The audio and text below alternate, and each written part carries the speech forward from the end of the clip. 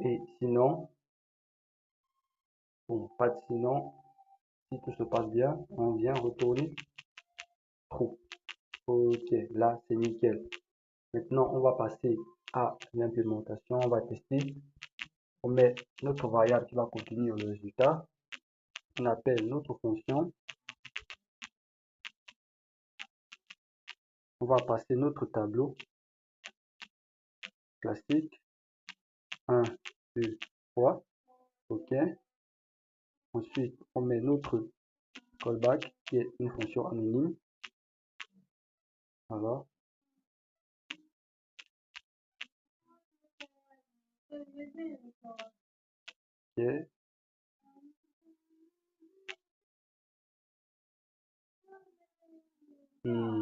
Qu'est-ce qui se passe? Voilà, on est bon. Ok, alors on va se dire que déjà on va d'abord passer en paramètre item. Voilà, comme ceci. Ensuite, qu'est-ce qu'on fait? On va se dire, déjà on va d'abord afficher, voilà, on affiche pour voir qui est retourné. Item. Voilà, puis on va se dire return item supérieur à 0. Ok, c'est nickel. On termine par un point virgule. Et dernière ligne, notre var_dump comme ceci. Et on va passer result à l'intérieur. Ok, c'est propre, c'est nickel, c'est PHP. On n'a plus qu'à exécuter.